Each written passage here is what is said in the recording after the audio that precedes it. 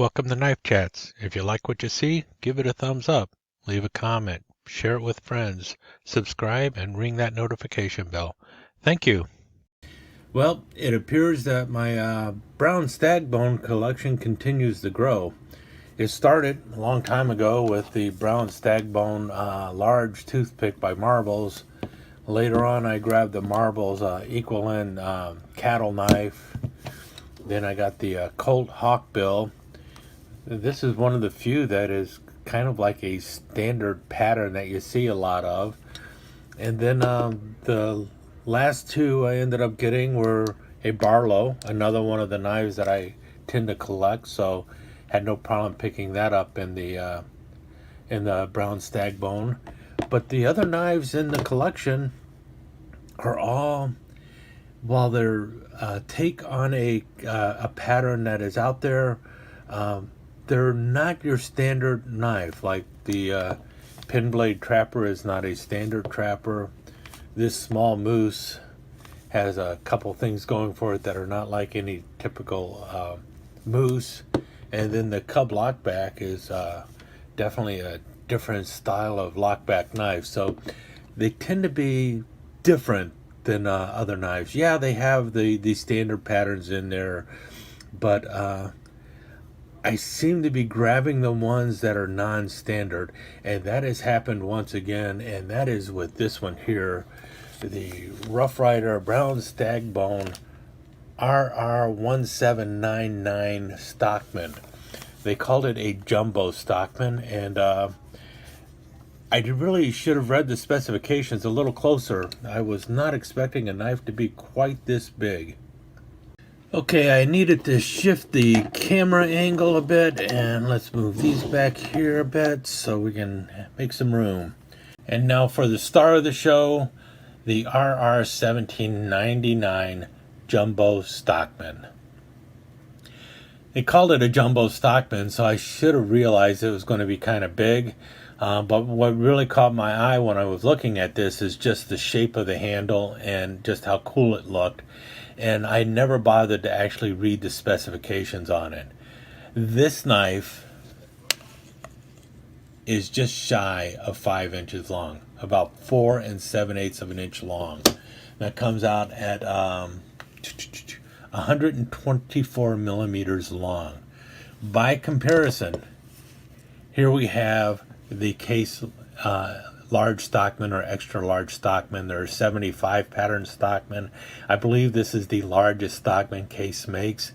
4 3/8 of an inch long, so it's a half an inch shorter than this Jumbo Stockman by Rough Ryder, so 13 millimeters shorter than this big puppy down here. Blade wise, same 3 blades, but they're arranged differently on the Jumbo Stockman here. Typically, here's the case again. You got your clip blade up front, and then on the back side, you have your spay blade and your sheepfoot blade. Notice that the sheepfoot blade is opening on the same end as the clip blade.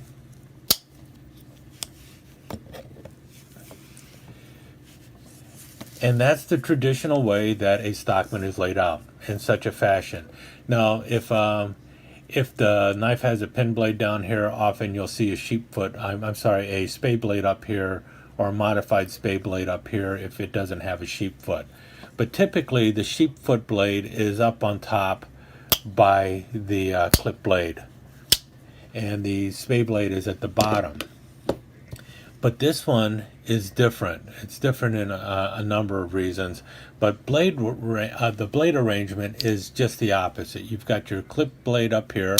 Notice the half stop. But then the spay blade is up here also by the large clip blade. So you got your spay blade and clip blade at the top, and the sheepfoot blade is down at the bottom. Now there's an issue with this one. I don't know if it's an issue with all of the Jumbo Stockmans or not, but it is an issue with mine. It has a lazy walk and talk going to the half stop position here. If you notice, it got caught right there, and then you push it into position there, and then it will snap closed. opens a little lazy too, and I got a feeling it has something to do with the grind on the tang back here, and it just is not walking correctly to get to this spot. It's not a big enough problem for me, but it is an issue, and I thought I would point it out. I don't know if it's an issue with all of these or not. I may or may not talk to Smoky Mountain Knife Works about it. But for me, it's not enough of a deal breaker for me to worry about the knife. But I did want to point it out in case you're looking at getting this. Be aware that there might be an issue with that. I don't know if it's on all of them or not. You do have a good half stop going with them.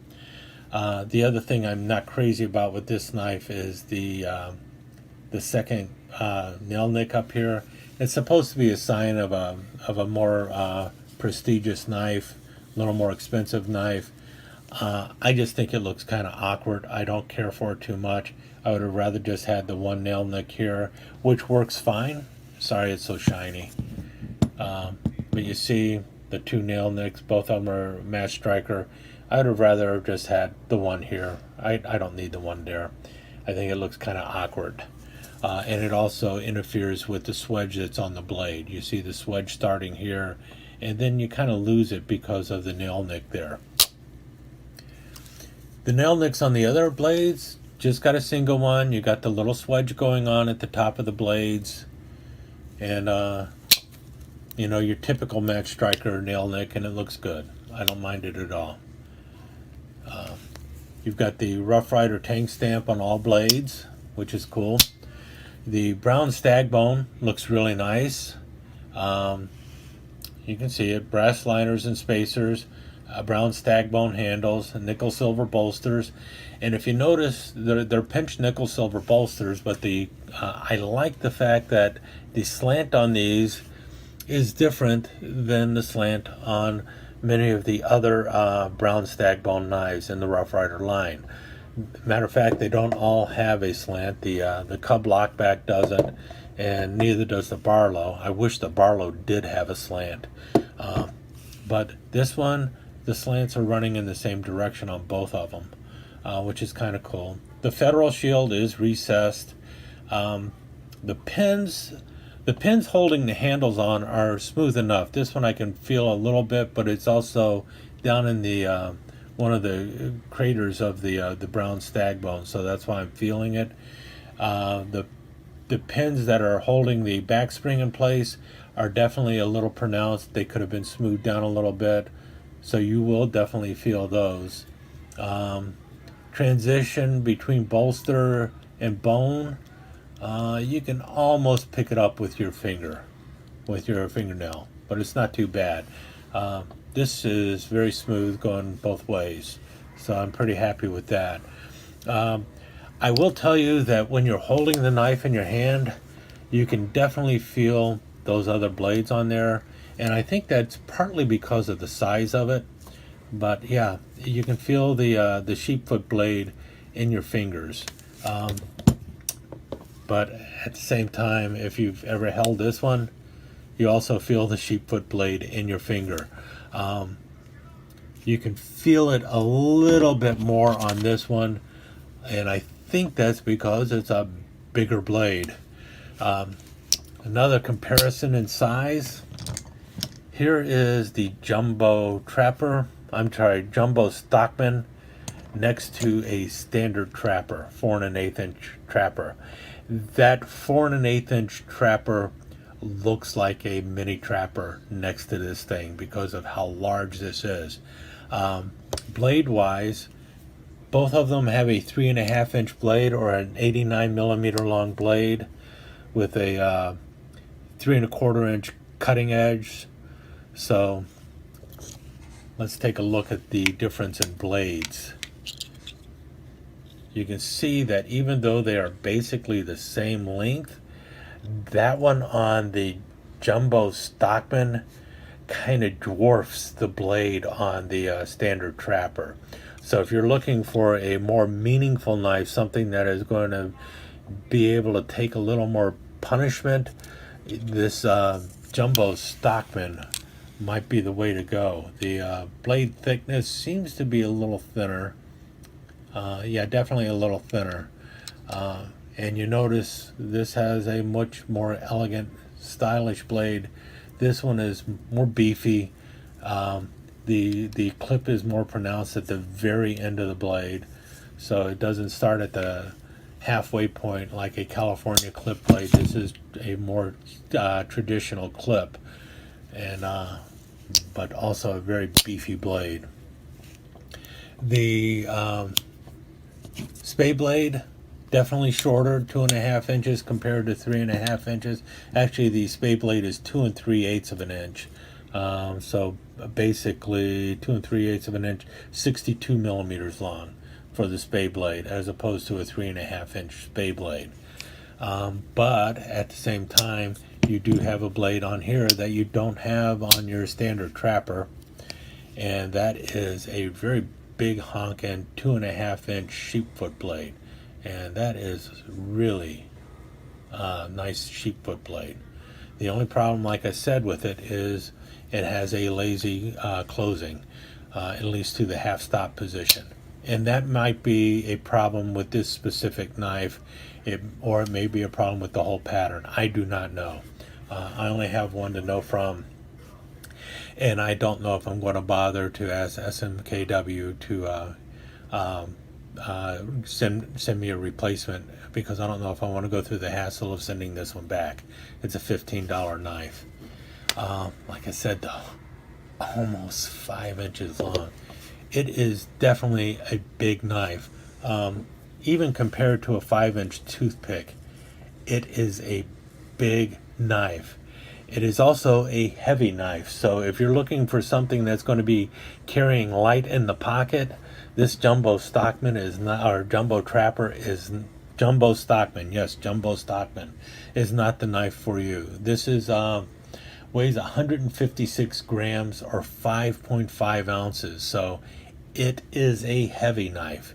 You definitely feel it in your hand.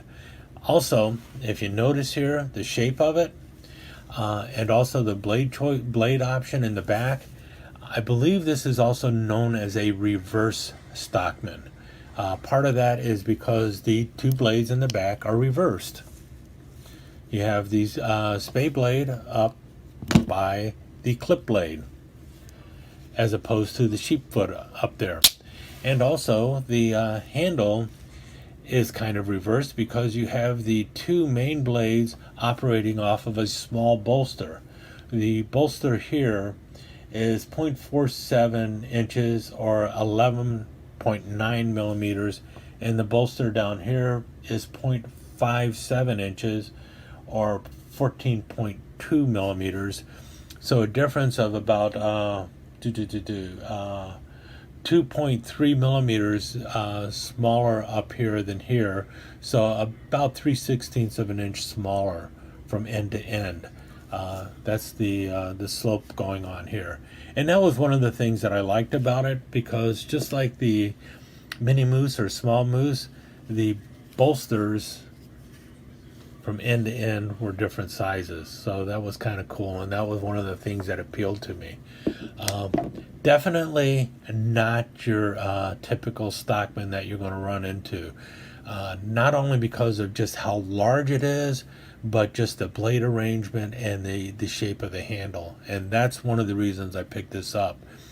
And that's usually what draws me to the knives in the Brown Stag Bone series. The fact that they've got some knives that are somewhat different. Even your typical patterns like the Stockman and the Moose, they look different than what you would normally see in a Stockman or a Moose, and that's kind of cool. And that's really the knives that I end up grabbing in the Brown Stag Bone. For instance, the trapper I grabbed is their pin blade trapper, which is a very slimline trapper. That's going to be my trapper for the series. You know, it's really just a pin blade jack, but they called it a trapper. That's good enough for me. Any case, there you have it. My latest in the Brown Stag Bone series, the RR1799 Jumbo Stockman. And when they said jumbo, they meant jumbo. This thing is ginormous. Thank you for visiting Knife Chats. I hope you enjoyed your time here. If you did, please give us a thumbs up and consider subscribing to the channel and ringing that notification bell so that you will be notified when the next episode of Knife Chats is up online. Thanks again. See you soon.